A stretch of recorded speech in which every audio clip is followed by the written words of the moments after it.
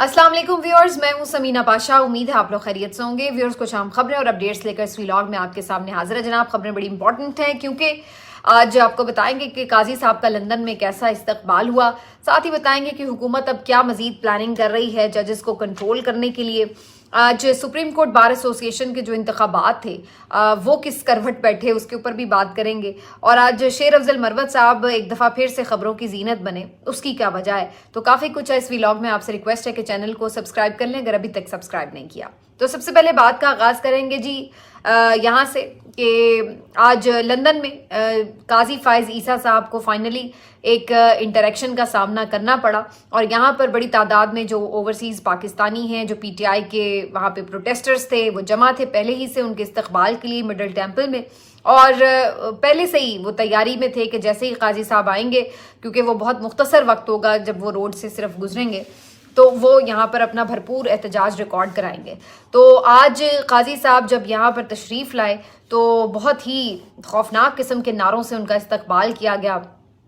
काजी कुत्ता, हाय हाय, और काजी पे लानत, और डोनट्स वहाँ पर लोग लेके आए हुए थे सिम्बॉलिकली काजी साहब को एम्बैरस करने के लिए। और मेरा ख्याल है कि ये तकलीफ़ दह चीज़ होती है उन लोगों के लिए कि जिन्होंने एक बड़े मनसब पर, कि जो अल्लाह ने आपको दिया, जिससे आप इज्जतें समेट सकते थे, जिससे आप दुआएं ले सकते थे, लेकिन आपने उससे लानतें समेटी अपने लिए और आपने बद्दुआएं समेटी अपने लिए। तो ये एक आपकी अपनी कमाई है जो आपने हासिल की एक ऐसे मनसब पर कि जहां आप लोगों को इंसाफ दे सकते थे, रिलीफ दे सकते थे, उनके ऊपर होने वाले जुल्म सितम ख़त्म कराने में किरदार अदा कर सकते थे। लेकिन आप उनके साथी बने रहे और आप जालिम का हाथ पकड़ने के बजाय उसका हाथ पकड़ कर उसको मज़ीद मजबूत करते चले गए। तो ये आज आपने कमाया है कि आज आप कहीं पर भी जा रहे हैं, ज़िल्लत और रुसवाई आपका पीछा कर रही है। आज आपको अपने सामने ये अल्फाज सुनने पड़ रहे हैं। वैसे तो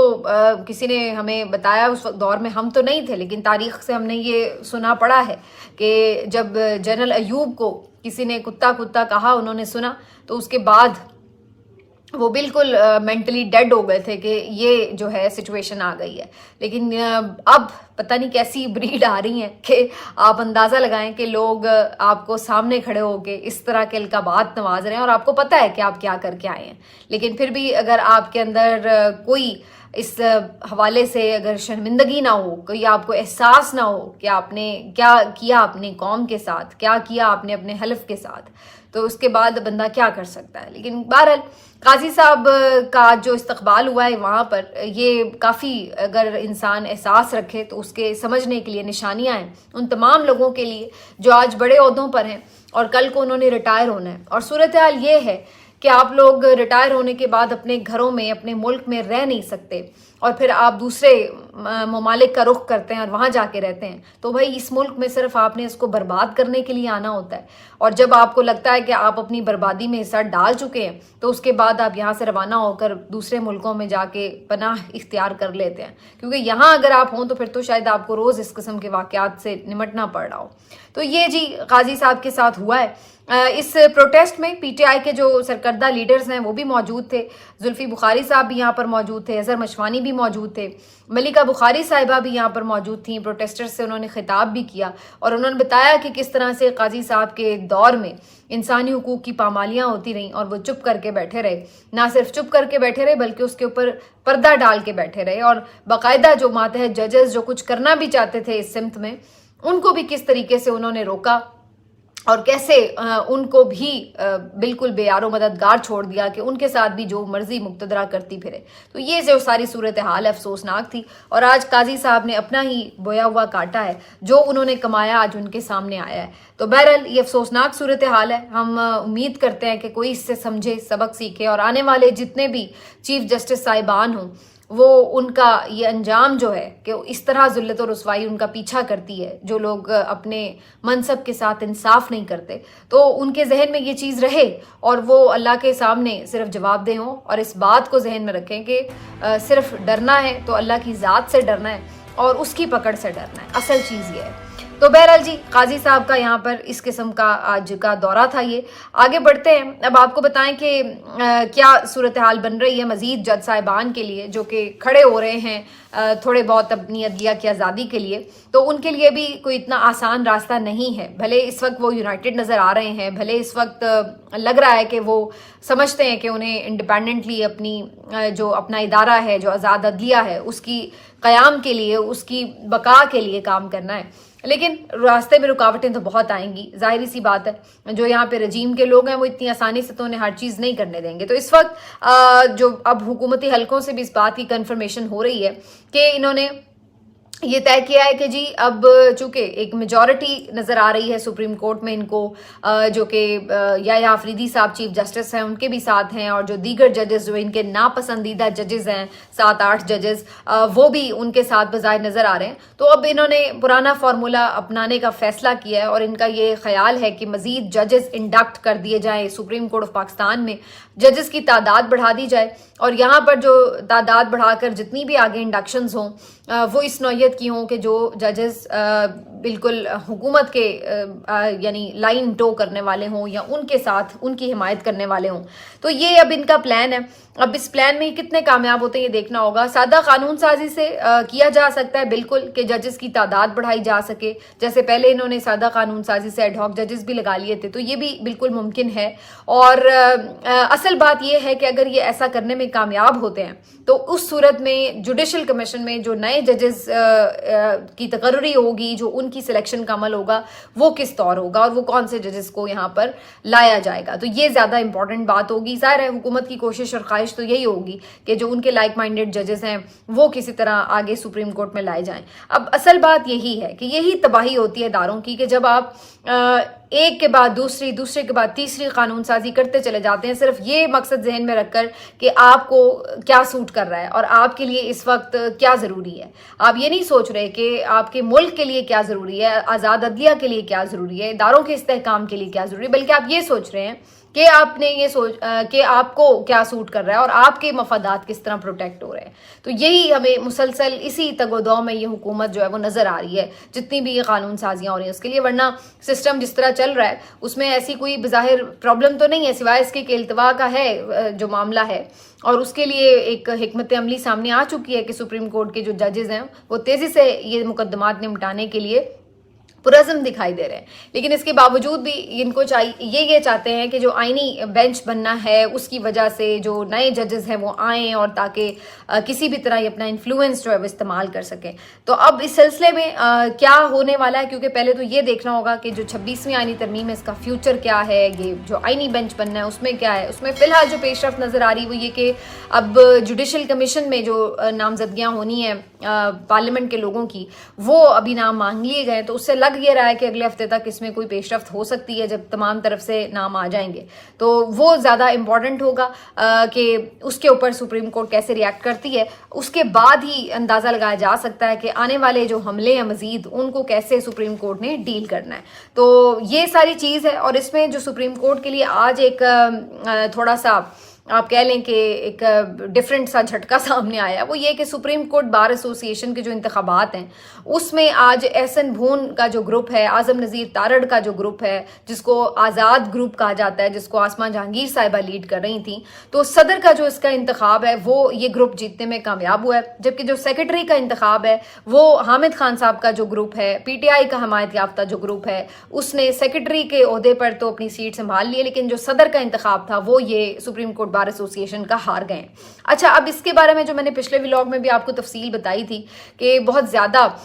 یہ شکایات آ رہی تھی کہ جی انہوں نے بڑا انفلوئنس یوز کیا ہے حکومت نے اپنا اس سارے گروپ کو جتوانے میں, اور انہیں کچھ ہاؤسنگ سوسائٹیز کا بھی لالچ دیا گیا. اور ہم پہلے یہ بات کر رہے تھے کہ پلاٹ جیتے گا یا نظریہ جیتے گا, تو بھائی ایسے معاملے پہ تو پھر ویسے پلاٹ ہی غالب آتا ہے, کیونکہ دیکھیے نظریہ تو کتابی باتیں ہیں, اب کتابی باتوں کے پیچھے کون اپنا نقصان کرتا ہے آج کل کے دور میں. تو یہی ہمیں सूरत-ए-हाल नजर आती है। लेकिन फिर सवाल यही कि फिर सेक्रेटरी वाले को आखिर क्यों वोट पड़ गए अगर सिर्फ ऐसी ही बात थी। तो ये बड़ा मिला जुला सा रुझान था और इसमें मेरा ख्याल है कि काफ़ी फैक्टर्स इन्वॉल्व हैं। एक तो जाहिर है कि हुकूमत ने जो अस्त्र रसूख इस्तेमाल किया वो अपनी जगह है। वैसे तो जो इनके सदर के उम्मीदवार थे मुनीर काकड़, उनकी तरफ से तो ये भी इल्ज़ाम लगाया गया कि इसमें इस्टेब्लिशमेंट ने भी अपना कोई अस्त्र रसूख इस्तेमाल किया और वकीलों के ऊपर दबाव डाला है वगैरह, तो उनके तो ये भी इल्ज़ाम थे। तीसरी जो इसमें चीज़ रही है वो ये कि इसमें भी गड़बड़ करने की कोशिश की गई और कुछ जाली वोट थे या कुछ ऐसे वोट थे जिन्हें हाइड कर लिया गया, बाद में उन्हें जब रिकाउंटिंग की गई तो शामिल हुए, तो वो भी नंबर सामने आए हैं। तो यहाँ पर जो देखने में चीज़ आई कि बलूचिस्तान से और सिंध से, यहाँ से सदर का जो इंतखाब था वो पीटीआई के जो सपोर्टिव कैंडिडेट थे वो जीते हैं, जबकि पेशावर से जो सदर का कैंडिडेट था वो आसमा जहांगीर ग्रुप का जीत गया। तो ये बड़ी हैरत की बात है, अगरचे वो सिर्फ एक नंबर का ही फ़र्क है,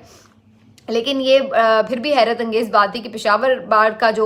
वहाँ से जो रिज़ल्ट आया उसने काफ़ी हैरान किया कि जहाँ पर अपनी इनकी पीटीआई की हुकूमत थी वहाँ पर जो वकील हैं वो किस तरफ खड़े हुए। लाहौर में मुकाबला कांटे का था क्योंकि वहाँ पर ज़्यादा तादाद है वोट्स की भी, तो वहाँ पर काफ़ी डिफरेंस आया है और वहाँ पर जो इनके आज़म नज़ीर तारड़ का ग्रुप है उसको लीड मिली और वही लीड जो है वो फैसला कुन साबित भी हुई। अगरचे वोटों का बहुत ज़्यादा फ़र्क नहीं है, लेकिन बहरहाल जीत तो जीत है, चाहे वो एक वोट से हो या चाहे 30-40 वोट से हो। तो कहने का मकसद ये है कि इसमें काफ़ी सारे फैक्टर्स इन्वॉल्व थे, उसके ऊपर बिल्कुल बात अलग से हो सकती है, लेकिन इसका इम्पैक्ट क्या होगा। वैसे तो कोई ख़ास पहले भी जो ग्रुप था या पहले भी जो उससे हमने देखा है कि ग्रुप्स बने रहे हैं या उनकी, तो उन्होंने भी कौन सी कोई वकला तहरीक चला ली थी या कौन सा जो 2-2.5 साल से आईन और कानून की पामालियाँ हो रही हैं उसके ऊपर कोई उन्होंने आवाज़ उठा ली थी। तो ये तो अनफॉर्चुनेटली हमारे सामने ही है सारी सिचुएशन। और इस दफ़ा जो ये कैंडिडेट थे आसमा जहांगीर ग्रुप के, अनफॉर्चुनेटली वो तो अलल ऐलान ही कह रहे थे कि हमारा आईनी तरमीम से कोई लेना देना नहीं, हम तो वकला की फलाह बहबूद के हवाले से तरजीहात रखते हैं। तो इससे तो वाज़े पता चलता है कि जो एक नज़रियाती जंग है या जिसको आप ये कह लें कि कोई इस कॉन्टेक्स्ट में देखता था कि जी आसमा जहांगीर हमेशा बड़ा एंटी इस्टेब्लिशमेंट एक स्टांस लेती थी, लेकिन आज वही ग्रुप जो है उनका वो तो बिल्कुल प्रो इस्टेब्लिशमेंट और प्रो गवर्नमेंट इन चीज़ों की तरफ उनके साथ जाके खड़ा हो गया है। तो ये भी वैसे एक अपनी जगह बात है। दूसरी तरफ ये हामिद खान साहब के लिए भी एक नाकामी है, क्योंकि आप इतने बड़े एक ग्रुप को लीड कर रहे हैं और मुसलसल आप नाकाम हुए हैं इसमें। ना सिर्फ ये कि आप वकला की कोई तहरीक चलाने में कामयाब नहीं हो सके, आप उनको इलेक्शन जितवाने में कामयाब नहीं हो सके, बल्कि इसके साथ साथ जो खुद वकीलों के साथ होता रहा आप तो उसके ऊपर भी उस तरह कोई मौसर आवाज़ नहीं उठवा सके वकला की तरफ से। मैं इससे पहले भी ये बात कर चुकी हूँ कि वकीलों के ऊपर दहशतगर्दी के मुकदमे हुए हैं, वकीलों के ऊपर तशद्दुद हुआ है, वकील गिरफ्तार हैं, वकीलों को हथकड़ियों में पेश किया जा रहा है। वकीलों के साथ आप ये देखिए कि इंतज़ार पंजोता और इस तरह के कई और वकील जो लापता हुए और इंतज़ार पंजोता तो अभी तक लापता है। तो इन तमाम चीज़ों के ऊपर वो मौसर कम्युनिटी की आवाज़ नज़र नहीं आई वकला की तरफ से जो हो सकती थी। आज ईमान मज़ारी गिरफ्तार हैं, वो आप देख लें कि उनके जो शौहर हैं उनको हथकड़ियों में लगा, क्या उन्होंने भाई कौन सी कोई दहशतगर्दी की, क्या कसूर है उनका। लेकिन ये सब चीज़ों पर अगर आप आवाज़ नहीं उठा सके, मौसर किरदार अदा नहीं कर सके, तो फिर आपका ये वकला ग्रुप को लीड करने का क्या फ़ायदा है। इसमें ये सवाल अपनी जगह पर मौजूद है। और अदरवाइज़ भी आप देख लें कि इससे जो एक इम्पैक्ट आ सकता था कि अगर ये पूरा इलेक्शन पीटीआई के हमायत याफ्ता जीतते तो एक, और इनका चूँकि इस वक्त जो एक इसमें नारा था वो ये था कि जी हम आइन की सरबुलंदी की बात कर रहे हैं, हम तो उसके साथ खड़े हैं, हम आइनी तरमीम के भी खिलाफ हैं। तो अब इससे जाहिर है कि उनके नैरेटिव को ये सपोर्ट करने में मौका मिलेगा कि भाई देखिए आइन की तरमीम की हवाले से तो वकला को कोई प्रॉब्लम नहीं है, वरना तो वो उसको वोट देते जो उसके साथ खड़े थे जिनका नारा ये था। तो ये एक नैरेटिव के हवाले से जाहिर है एक जक ज़रूर पहुँचती है। और इस हवाले से सोचने वाले तो ये भी सोचने पे मजबूर होंगे कि फिर जजेस भी ये सब चीज़ें देख रहे हैं और उन्हें पता है कि बार्स इस वक्त कहाँ खड़ी हैं। तो अगर ये बार्स वो जीतती जो कि जजेस की आज़ादी की बात कर रहे हैं, आज़ाद अदलिया की बात कर रहे हैं, तो उन्हें भी पता होता कि पीछे बार्स खड़ी हैं हमारे, जैसे कि पहले वकला तहरीक में हुआ कि इफ्तिखार मोहम्मद चौधरी साहब के पीछे पूरी बार्स आपको मुल्क की यूनाइटेड नज़र आई। और इर्रिस्पेक्टिव ऑफ द फैक्ट कि वो तमाम वकला किन किन सियासी जमातों से ताल्लुक़ रखते थे, उनके अलावा भी आप देखिए कि वो जो ایک سپورٹ تھی وہ ساری یونائٹڈ نظر آ رہی تھی. اب وہ الگ بات ہے کہ اس کے پیچھے پھر بہت ساری چیزیں کھل جاتی ہیں کہ جی اس ساری تحریک کے پیچھے خود اسٹیبلشمنٹ کا یہ گروپ تھا اور وہ ان کو فنڈنگ بھی تھی یا جو کچھ بھی تھے معاملات ان کے, تو وہ سب اپنی جگہ, لیکن بہرحال اس میں ایک یونائٹڈ تو نظر آئے تھے وکلا. آج وہ چیز ہمیں نظر نہیں آتی, تو اس کا کیا جوڈیشری کے ججز کے اوپر بھی اثر پڑے گا یا وہ اپنا انڈیپینڈنٹلی پھر بھی جو بھی ان کا ایک پروگرام ہے اس کو آگے بڑھائیں گے؟ تو یہ ساری چیزیں جو ہیں آپس میں اس طریقے سے انٹر لنکڈ بھی ہیں. لیکن بہرحال جی یہ اب وقتی کامیابی ملی ضرور ہے حکومت کو, اور اس میں جو اعظم نذیر تارڑ صاحب ہیں وہ کنٹینیوسلی کامیاب ہیں, کیونکہ پہلے بھی جب بھی یہ بات ہوئی کہ وکلا تحریک چلے گی یہ وہ, تو انہوں نے بر وقت بارز کو گرانٹس دے کر ان کے ساتھ معاملات طے کر کے تو ہمیشہ اس سارے غبارے میں سے ہوا نکال لی ہے, اور وہ اس میں ابھی تک تو کامیاب رہے ہیں. اب آ جاتے ہیں جی اس چیز کے اوپر کہ کیا صورتحال ہے جی. جو آج میں نے بات کی کہ کیوں شیر افضل مروت صاحب جو ہیں وہ بڑے نظر آ رہے ہیں ہمیں آج خبروں میں. تو شیر افضل مروت صاحب بیمار تھے تو اس طرح میڈیا میں نہیں آ رہے تھے, اب وہ کچھ آنا شروع ہوئے پروگرامز میں, تو آج انہوں نے کمال ہی کیا. پہلے تو وہ علی امین گنڈا پور صاحب کے حوالے سے کافی دفاع کر رہے تھے, چلیے وہ تو ٹھیک ہے, آپ کا جو بھی نیریٹو وہ آپ دیتے ہیں. تو وہ بتا رہے تھے کہ جی انہوں نے بڑی قربانیاں دی ہیں, پہلے بھی جب وہ 9 مئی سے پہلے بھی انہیں گرفتار کیا گیا تھا, ان کے بال کاٹے گئے, یہ تک انہوں نے کہا کہ جی ان کے ناخن نکالے گئے. انہوں نے بتایا کہ جو موجودہ احتجاج وغیرہ ہوتے رہے ریسنٹ, اس میں تو علی امین گنڈا پور صاحب نے کس طرح سپورٹ کیا ہے, انہوں نے اپنے پیسے دے کے جو ہے وہ جلد سے جلوس بھی کرائے وغیرہ وغیرہ. تو یہ کافی قربانیاں انہوں نے گنوائیں. اس کے علاوہ جو انہوں نے آج ایک بات کی جو متنازع ان کا ایک جملہ بن گیا, جس پہ خود پی ٹی آئی والے بھی سر پکڑ کے بیٹھے ہیں کہ شیر افضل مروت صاحب نے کیا بولا ہے. تو وہ کہتے ہیں کہ جی عمران خان صاحب کی رہائی تو اس وقت تک نہیں ہو سکتی جب تک نواز شریف نہ چاہیں. تو یہ ان کا وہ متنازع جملہ ہے جس کے اوپر آج سارے سر پیٹ رہے تھے. تو اسی جن کے بارے میں لوگ کہا جاتا ہے کہ جی عقل مند دوست جو ہے, عقل مند دشمن سے دانا جو میں پھر گڑبڑ کر رہی ہوں کہ دانا دشمن سے جو بیوقوف دوست ہے وہ آپ کے لیے نقصان دہ ثابت ہوتا ہے. تو وہی والی صورتحال ہے کہ مطلب وہ سارے یہ بتا رہے ہوتا ہے کہ جی پی ایم ایل این اور نواز شریف صاحب جو ہے وہ زیرو ہوئے پڑے ہیں اور ان کی کوئی سیاست نہیں بچی, اور آپ ان کو اتنی امپورٹنس دے رہے ہیں یہ کہہ کے کہ جی نواز شریف صاحب جو ہے جیسے وہ کنگ ہیں اور وہی فیصلہ کریں گے تو عمران خان صاحب کی جان چھوٹے گی جیل سے. تو یہ بڑا انہوں نے ایک ڈیسپریٹ سا اسٹیٹمنٹ دیا ہے جو کہ میرا خیال ہے ویسے بھی ریئلٹی کے قریب نہیں ہے. سب کو پتہ ہے کہ نواز شریف صاحب کی اس وقت کتنی سے ہے اور ان کے کہنے سے کیا فرق پڑتا ہے. سب کو معلوم ہے کہ اصل میں پاور ہب کون ہے پاکستان کا, اور کہاں پہ عمران خان صاحب کی لڑائی ہے, اور کہاں پہ عمران خان صاحب کے اوپر کراس لگا تھا. وہ کوئی نواز شریف نے تو نہیں لگایا تھا. اور کس طریقے سے جو سارا ایک ہم پچھلے 2-2.5 سال سے معاملہ دیکھ رہے ہیں پی ٹی آئی کے ساتھ, وہ کیا صرف ایک نواز شریف صاحب کی بالکل ان کا کانسینٹ شامل ہے, وہ ہر جرم میں برابر کے حصے دار ہیں, لیکن ایسا نہیں ہے کہ وہ ان کی مرضی پہ سب کچھ ہو رہا ہے. اس میں آپ کو معلوم ہے کہ جس طرح یہ ایک پورا نیکسس بنا اور جس طریقے سے یہ ساری چیزیں ہوئی, تو یہ اس کو بالکل آپ مطلب ٹھیک ہے آپ اینٹی اسٹیبلشمنٹ نیریٹو نہیں بنا رہے شیر افضل مروت صاحب, اور باقی اس وقت پی ٹی آئی کی لیڈرشپ براہ راست ہم دیکھ رہے ہیں کہ وہ کوئی اسٹیبلشمنٹ کے اوپر تنقید کرتی نظر نہیں آ رہی, جو کہ عمران خان صاحب براہ راست نام لے لے کے بھی تنقید کرتے رہے ہیں. لیکن اب اس کا یہ مطلب بھی نہیں کہ چلیے آپ ادھر تنقید نہیں کر رہے, مان لیا, لیکن کم از کم آپ یہ بھی نہیں کر رہے ہوتے کہ نواز شریف صاحب کو ہی آپ اتنا چیمپئن بنا دیں گے جی وہی ساری طاقت کا مرکز ہے. تو یہ بھی بات بڑی عجیب و غریب سی لگ رہی ہے. تو بہرحال شیر افضل مروت صاحب کا یہ جملہ جو ہے اس کے اوپر اب کافی لیدے ہوگی, اور دوبارہ سے جو ان کے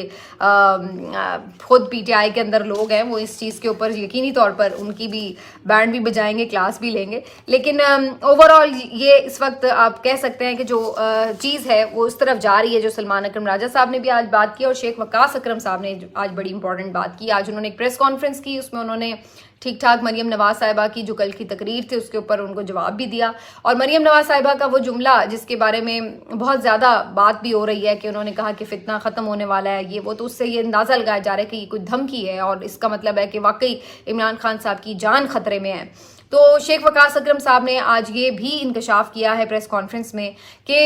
پی ٹی آئی اس بات پر سوچ رہی ہے کہ عمران خان صاحب کو کے پی کی کسی جیل میں منتقل کیا جائے اور وہاں پر ان کی سیکیورٹی کو یقینی بنایا جا سکے, کیونکہ ادھر पंजाब की जो जेल है वहाँ पर वो उतने सिक्योर नहीं हैं। तो ये उनकी तरफ से आज बात की गई है कि इस पर जो लीगल कम्युनिटी है, जो लीगल इनके ज़ाहिर लॉयर्स हैं, वो सारी लीगल टीम जो है इसके ऊपर वर्कआउट करे और इस सिलसिले में देखा जाएगा कि अदालतों से क्या रिलीफ लिया जा सकता है।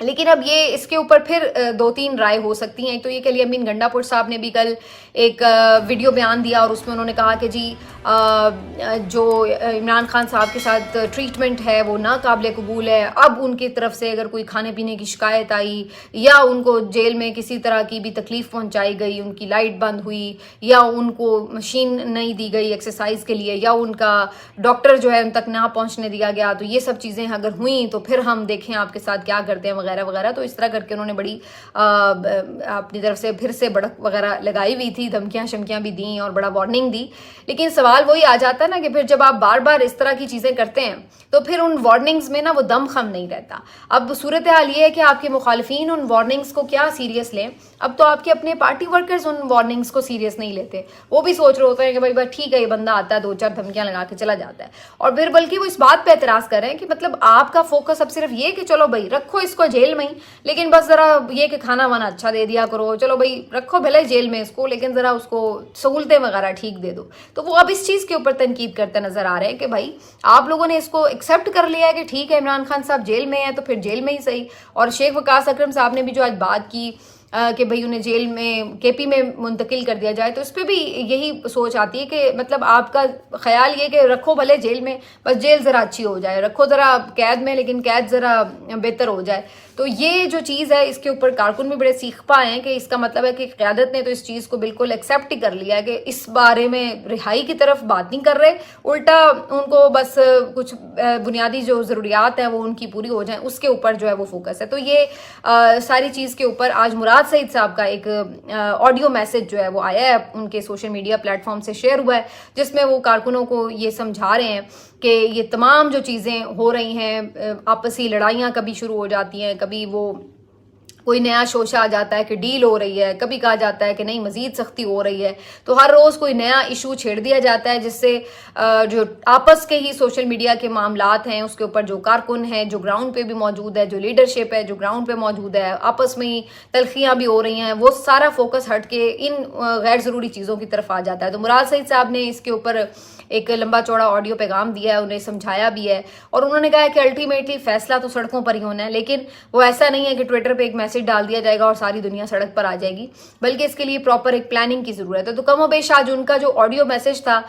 वो ऐसा था जो सलमान अकरम राजा साहब ने भी आज गुफ्तगू की थी और उसको मैंने पिछले व्लॉग में डिस्कस भी किया, आप उसको सुन भी सकते हैं। तो वो उससे करीब तर पैगाम था कि एक प्रॉपर उसके लिए पूरा वर्कआउट किया जाए, होमवर्क किया जाए, उसको ऑर्गेनाइज किया जाए कि कैसे किस तरह लोगों को इकट्ठे करना है, कैसे लोगों को मोबिलाइज करना है, कैसे लोगों तक पैगाम पहुंचाना है और लोगों में भी ये जज्बा जगाना है कि वो इस चीज़ में इस तहरीक का हिस्सा बने। और उसके लिए उन्होंने फिर अपने वर्कर्स को पूरा एक लाहमल दिया है जो कि सोशल मीडिया के ऊपर मौजूद है। तो बेसिकली अब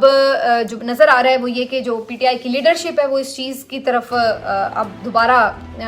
रुजू करती हुई नज़र आ रही है कि इमरान खान साहब की जो रिहाई है उसके लिए रुकावटें और डिस्ट्रैक्शन बहुत ज़्यादा की जा रही है और उसकी वजह से वो जो एक दबाव बनाना चाहते हैं वो सड़क के ऊपर, वो फ़िलहाल नहीं बन पा रहा है। अब उसके लिए उनकी ये स्ट्रैटेजी कितनी कामयाब होती है ये आने वाले वक्तों में पता चलेगा। मिलते हैं आपसे अगले व्लॉग में, अपना ख्याल रखिए।